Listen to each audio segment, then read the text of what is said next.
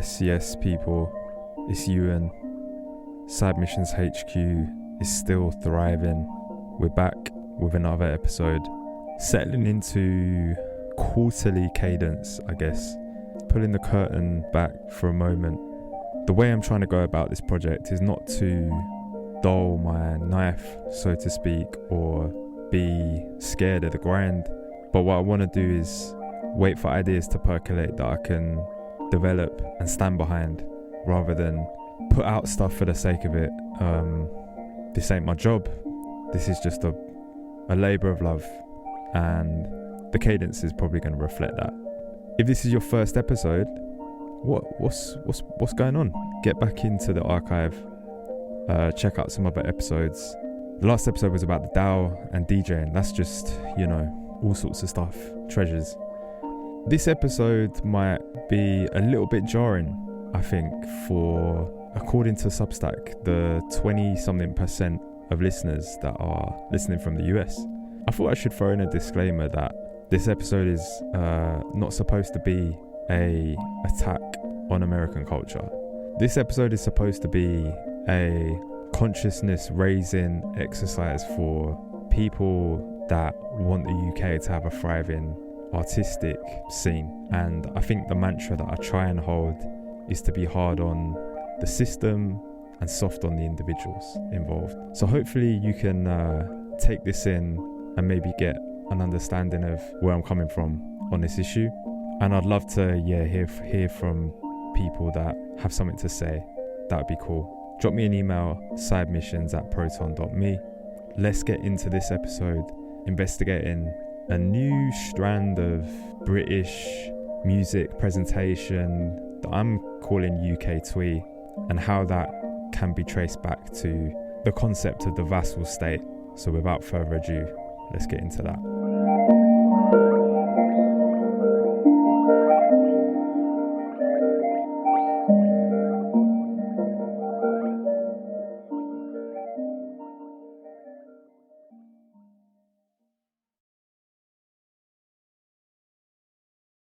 In Vassal State, Angus Hanton goes into forensic detail about the UK's special relationship with the US.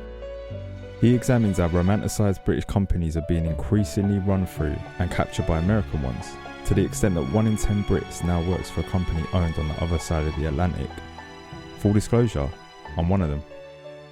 To quote, "The British characters we assign to shops, Morrison's, the working class supermarket from Bradford, or Gales, the blousy bakery from Hampstead, are fictions. Both are owned by US private equity firms, as are the middle class temples of majestic wine and Waterstones. Every time you tap your card to pay for an American multinational's product, the American payment provider skims off the top again. To put it all the way bluntly, behind a shaky facade, the UK is fast becoming a sad little island shamelessly selling off the family china." Adam Curtis's latest singular project for the BBC, Shifty, compiles reams of fever dream-inducing footage from the end of the last century into a contemptuous swipe at Britain's establishment, for not just accepting, but gleefully celebrating the death of any identifiable vision for the country's future. In its final part, we see a dithering assemblage of forgettable suits trying to decide what will go into the Millennium Dome's 14 zones. The bankruptcy of ideas and decaying hollowness of collective values is laid bare. This vacuum is somehow stretched by the hands of Peter Mandelson, who delivers an empty impression of delight down the phone upon noticing a stale projection on the wall of a toad in the hole. He declares, "Hello, guess where I am? I'm in the middle of the dome. Oh, it's marvellous, absolutely marvellous. Oh no, you'll think it's incredible. Believe me.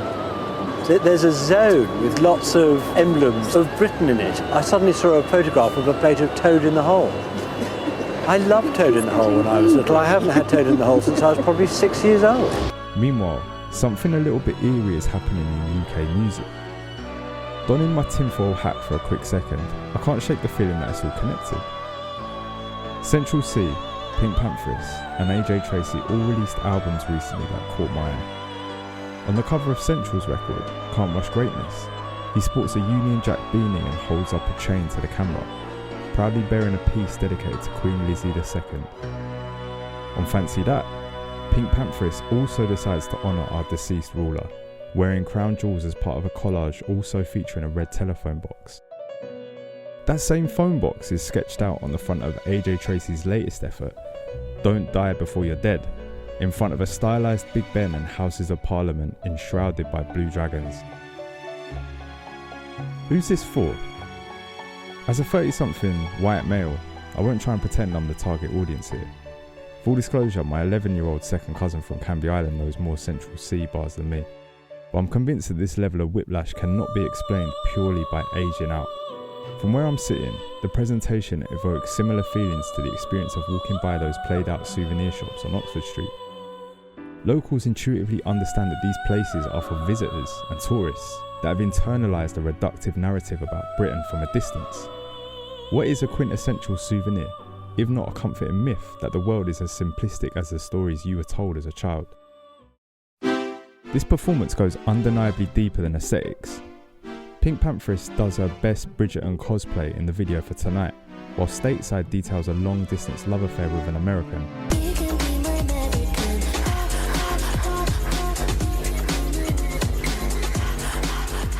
Central C explains how British life contrasts with American culture on GBP alongside 21 Savage. AJ Tracey name-checks Lupe Fiasco and 2 Chainz on imposter syndrome. I ain't hearing any gossip from the UK. If it gets real, they'll let it bang, that's what the youth say. I'm making all the wrong decisions off the Duce. Old link cut before I cut her off, touche. Put him in a fiasco, get him Lupe. It's hands off, I can't lie and it's too big. Then Destiny's Child and TLC on Westlife. Needed a TLC, but she left that. Our Destiny never had a child in shows from the south, had a show about the Westlife. Little Spice Girl couldn't stop pouting. The age-old adage of breaking America has been around for a long time, but this might be a distinctly new subgenre. How did we get here?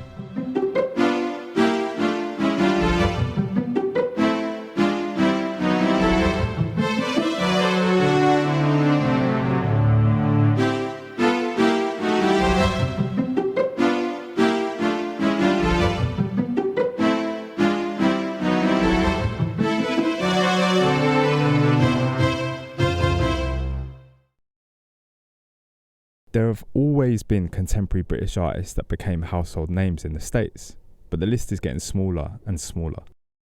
Here's the artist that scored #1s on the Billboard 100 in the 2010s.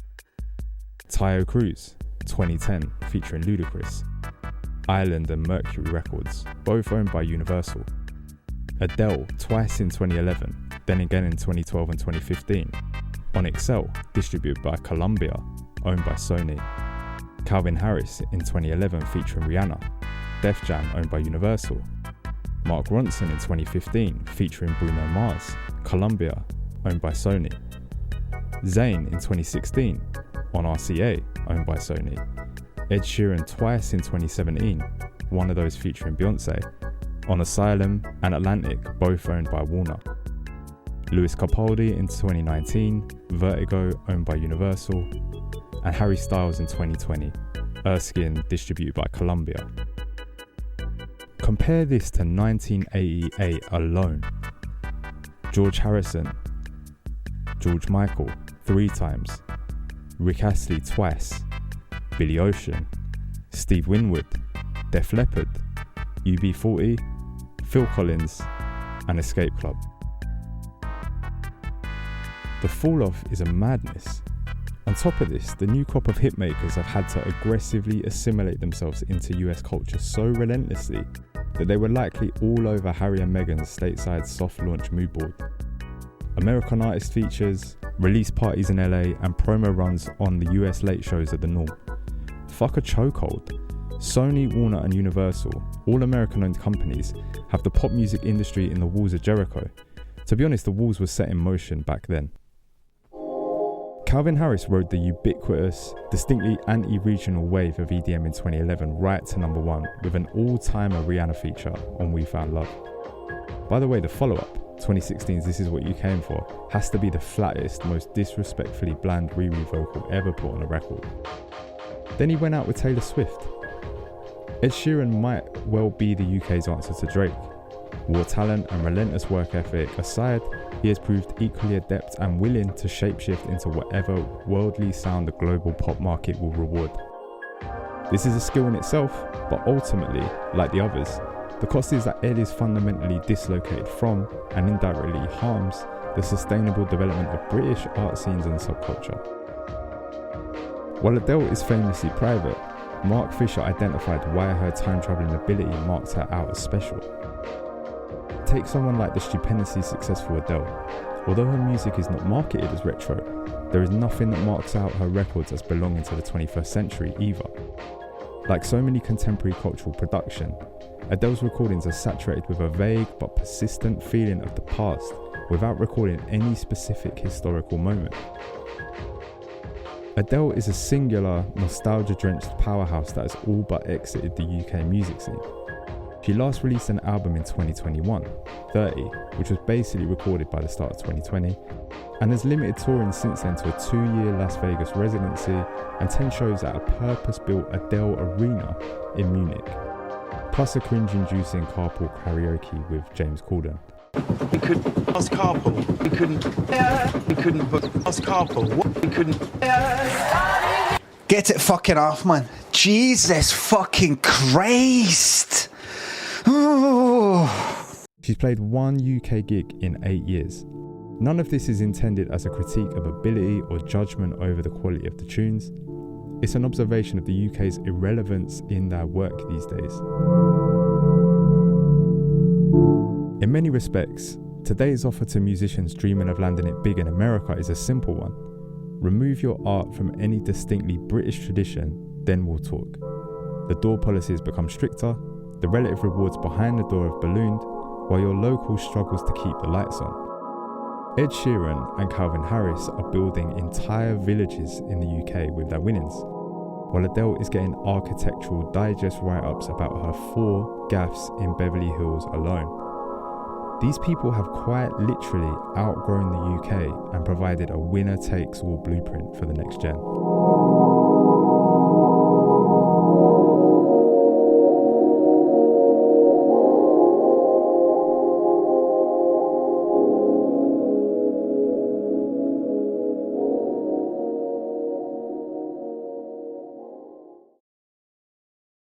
The unabashed use of national symbols like the Union Jack, red phone box and classic tartan patterns in these album covers are giving pungent Twee flavours. PinkPantheress' predilection for Britpop inspired fashion is well established, while Central's Lizzie chain has its own GQ feature. The obvious reference point is 90s Cool Britannia mainstream, which on one level operated as a window for the rest of the world to gaze upon Britishness as a quaint relic. On the other side of this mood board, we've got the Great British Bake Off, Downton Abbey and Paddington, all outside smashes and cosy, non-threatening throwbacks on the other side of the pond. It's as if the point is to deliberately package up British music into an all-inclusive holiday where you never have to touch the locals. Welcome to the comforting world of UK Twee. Ground zero for the theory of UK Twee is Central C's LA Leaker's Radio Freestyle back in 2022. First off, he definitely establishes a familiarity with Los Angeles culture to make the host feel understood and at home. They think I'm the one that can bridge the gap. I came to LA to work, but first, where the bitches at? They're telling me Tower, the highlight room. After making this peace offering, Central moves into the next phase of the freestyle, which acts as a translation manual of common US parlance to the equivalent UK slang. Here's an example. Well, it depends. You say the trenches, we say the ends. You say y'all, we say you lot. You say restroom, we say toilet. This structure demonstrates an understanding of the local power and does the work of bridging the gap with his own parlance for the audience. In effect, he is masterfully edging the US listener into his world. The magic trick is complete with the final phase of the freestyle, where he rattles off American references to the host's delight. Stood outside of the nightclub, try made a trap line kick like Flat Club. All of my drip from Rodeo Drive, ain't none of this shit from China. I don't want Nobu, I need me a yard food, so I'm in Inglewood. Dog them. Okay. That boy, man, West London is in here, man. Central C, Touch it LA down. Lakers, baby. This freestyle was a masterstroke by conventional metrics. He would go on to become the first British MC to make the Billboard Top 10 Albums chart with Can't Rush Greatness. To put this in perspective, Tiny Temper had the best previous effort back in 2012, reaching number 21. The Streets commercial crossover moment, A Grand Don't Come For Free, went 4 times platinum in the UK but only managed number 82 on Billboard. It's impossible to overstate how anomalous this level of mainstream US success is. In a later interview with The Guardian, he revealed the extent to which his writing style is explicitly engineered for foreign ears. I'll tell you this in a mathematical way. When I rap, I never really end my lyrics on a word that could be misconstrued through my accent. I'll never end saying matter with matter. If you, an American, sang bitch is gay, it would sound the same way how I say it, he says with a grin. Stormzy, Skepta and Giggs each did a similar circuit of US hip-hop radio around the time when they reached their respective peak US stock. Things went down differently, shall we say. In 2015, Hot 97's Peter Rosenberg did a video with Stormzy on GRM Daily called Bagel and Shots. The pair take a drive around Shoreditch, eating bagels on Brick Lane, drinking shots at Box Park, and talking about transatlantic musical appeal. What strikes me watching this back now is the deference and permission that a young Stormzy gives, and the ease with which Rosenberg receives it. Do you think it's possible though to keep it so British and cross it over? And for you guys over I think it's going to happen. It's going to happen. It's going to take someone like you or Skepta that just has that right record. Like if you have that record, let me put it this way though. It either has to go one of two ways. It either has to have like a hook that for some reason doesn't sound that British, or it has to be so different but funny or amusing or catchy in some way. Unironically, Rosenberg brings up his love for The Office moments later, the prototypical example of a UK cultural phenomenon that had to be repackaged into a brand new show for American audiences. For anyone unaware, this bloke's public persona is that of the backpack rap lifer, the true music nerd keeping one ear to the ground at all times. Yet he all but states that a British MC cannot land in the US with authentic British styles. Stormzy reads between the lines and lends an olive branch in the shape of Skepta's NYC link up with ASAP Bari, It Ain't Safe. Pete provides some positive reinforcement. At the close of the video, Stormzy freestyles over Rough Squad instrumental Pied Piper outside Shoreditch High Street station, with none of the concessions Central C would make 10 years later. In much the same way that Rosenberg rejects the notion of authentic British artistry, he declines to spit on the beat and exclaims, "There's not a chance I can get in this pocket." Rather than demonstrating any curiosity about the unique origins and culture of grime freestyles, he can't help himself reach for a familiar US reference point in battle rap. The pair part ways, and I'm convinced Pete Rosenberg never left Box Park that day. There's a place called Morley's. He sounds Jewish too!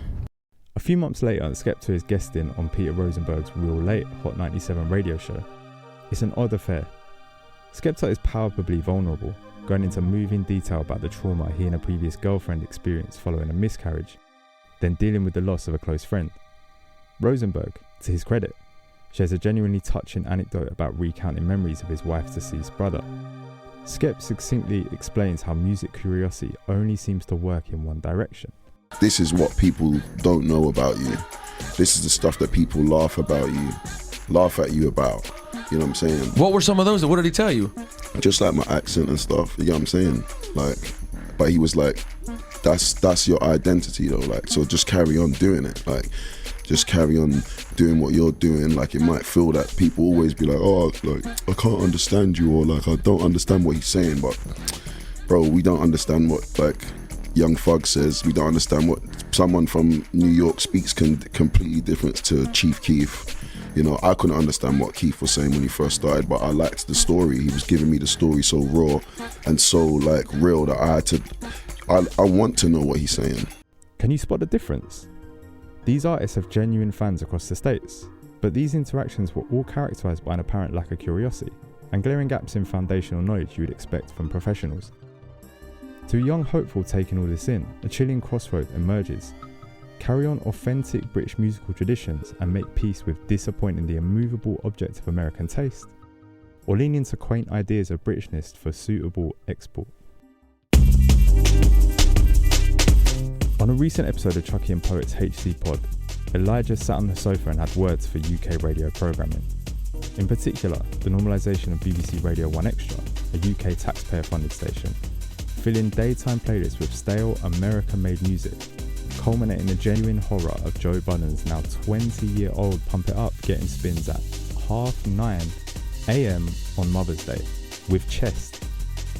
The conversation moves around discussions of US music monopolization in spaces critical for British artist development, Sunday morning as a protected time for honouring heritage musical styles, and the importance of fostering local music scenes through grassroots music policies in the rave. This analysis of the UK music industry, from prime time to grassroots, is crucial to understanding not where growth has stalled, but what vital ground has been given up. The middle class, quote-unquote, of British music, much like the country's, is under attack. Doesn't feel like we've moved 10 years forward. A whole nother generation of artists come through. Obviously people have made money, people have done well. Turn on the radio and it sounds like 20 years ago. Doesn't even sound like 10. Yeah. Alright, cool.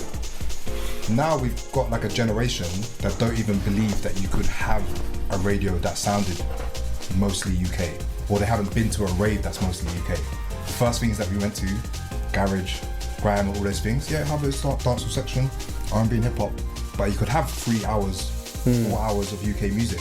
But these people never grown up in that environment at all. So they're like, right, like, what, you telling me what man would just like listen to? Yeah, bro, it happened. Whole raves. There is a US-backed cartel operating in most UK music venues as well. Live Nation UK, a subsidiary of Live Nation Entertainment, has a majority stake in Academy Music Group and Festival Republic. This means US-based control of your local O2 Academy and next trip to Wireless or Leeds and Reading festivals. The magic trick is complete with the US ownership of the major ticketing platform, Ticketmaster, who got to act as middlemen for the national scramble to book a place at one of Oasis's historic comeback gigs this summer gone. They gladly use this position to drink themselves silly at the well of nostalgia, cynically gouging prices under the guise of quote-unquote dynamic pricing, in league with the Gallagher brothers. Wouldn't you know it? Another Faustian bargain with the dollar for our records. The promised democratization of opportunity and tearing down of gatekeepers like radio through the proliferation of streaming has collapsed the middle class of music. In the book Mood Machine, Liz Pelly writes about Spotify's insatiable desire to fill their playlists with ghost artists on their own books and to drive listeners away from listening to albums as a cohesive body of work. This process has led to the vandalization of the LP, the most intimate and fullest expression of an artist's interiority, in favour of vibes-based potpourri. Crucially, gatekeeping the platform and the playlist gives the DSPs a payola-like monopoly of their own. Violent state repression of emergent youth culture, nestled in with industry bollocks, is the historic norm rather than an anomaly. The deadly ingredient slowly being dripped into the cocktail for this generation is the collapse of music making as a stable source of income in and of itself, for enough people to constitute a sustainable scene that doesn't have to capitulate at the first sign of a brand deal. Sugarcoating the state of things serves no one except the elites that benefit from this status quo. Major label bosses, tech execs, and the 1% of artists in gilded cages don't mind any of this. What's the alternative? Despite this grim mess of a picture I've gone and painted, there are shoots of hope to be found in the cracks. Jamie is a one-of-one entrepreneur to the bone unicorn, but can be found generously sharing the sauce while whipping it up over on Twitch and YouTube, and vitally, IRL. He's marrying white label out the car boot groundwork with Twitch streamer culture, rooted in a staunchly anti-streaming and open source ethos. In practice, we have an artist putting together fully fledged DIY rollouts like star-shaped vinyl, pop-up shows, tape deck air fresheners for singles, and giving you forensic behind-the-scenes detail. Think screenshots of convos with vinyl distribution and Photoshop walkthroughs to make custom foam hand designs.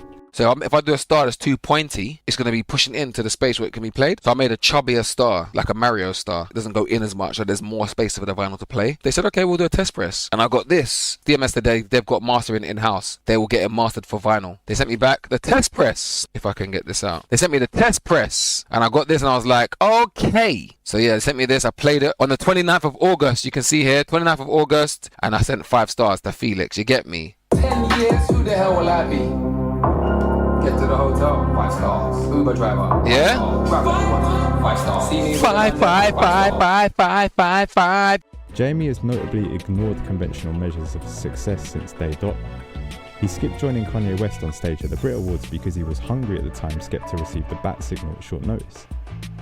After a harsh examination of the deference of British culture and industry to the whims of US imperialism, it's almost impossible to fathom the deliciousness of this irony. What can be understood, on a straightforward one, is that JME continues to make art defiantly for himself and the scene he cares so much about. Many will have cottoned on to Duval Timothy after hearing his undeniable handprints all over the distinct sonic palette of Kendrick Lamar's 2022 album Mr. Morale and the Big Steppers. Despite this most titanic of US bring-ins, it's refreshingly apparent that he is not budging from his local philosophy to appease new audiences. Here's a quote taken from a Pitchfork feature shortly after all the K-Dot hubbub. I love outsiders, little microcultures of musicians who don't enter the system. It feels like there are less true subcultures now. Things get associated with brands, but it's cool when you can hear something from a place. Say it louder for those in the back. From a place. The constant in all of this is that the mainstream doesn't want to let things flourish on their own terms, in the places that it comes from. At this juncture, I have to shout out Sister Midnight, the first community-owned music venue in Lewisham, also the borough I live in. Democratic ownership is an explicit principle at the heart of this project that offers a vision for how cultural production can happen under a fundamentally non-exploitative model. I'm under no illusions that these grassroots initiatives are operating in a whole different league, sport even, in comparison to the centres of power up for discussion here. Maybe it's time to abandon outdated models that have long been rigged in favour of spending time building a local treasure you and your mates can build community in. One of my favourite sounds in the world, one that I memorialised in an NTS radio mix, is a whiff of two-step pulsing from a passing white van to signal the true start of summer. It's a sonic signature lovingly hand-stamped and made inside the M25. There are rituals and forms imprinted on us by place that need honouring and a healthy dose of gatekeeping. The vultures will show. Drake might even get a creepy tattoo of you. But Cash put it best. If you want greener grass, you have to water where you are. I feel bad for not mentioning at least one feel-good story about giving back that I found in my Sheeran Harris Adele hit job research. Harris is bankrolling a Dumfries pub that's doing wonders for his hometown's local music scene. This is likely chump change for our kid, but it's a start on the road back to genuine patronage. To be honest, asking for better elites is barely one step removed from bootlicking, but I have no shame and the bar is in hell right now. Is it too much to ask that DJs come back from the Ibiza, Vegas, Coachella summer and underwrite a local music venue for the winter? As I was writing this, a whole drama played out in UK and US rap that was so perfectly on theme, I couldn't make it up if I tried. It started with Skepta announcing his belief that UK rappers would win a hypothetical battle versus the Americans. The rallying cry conjured up the sum total of a Joyner Lucas response, followed by a series of rapid-fire disses from Skepta himself, Novelist, and Big Zoo. For me, by far, the most interesting contribution came from Ambush, who floated over a Predator flip of Kendrick Lamar's Not Like Us, while turning fire directly at his grime compatriots for giving any oxygen to this debacle. In the process, he summarised why I bothered to write about this stuff better than I ever could. I was gonna allow it, then I thought allow it. Really can't fake this shit anymore. I don't listen to American shit anymore. It's overwhelming sometimes, the impossible American headlock. Maybe looking at it through the prism of popular music can act as a template for thinking critically about your own complicated relationship to American imperialism. If you take one thing away from here, just do a stock take of how many times in the day your life is mediated by the US. The art you enjoy making, the friends you love being with, the food you cook and share.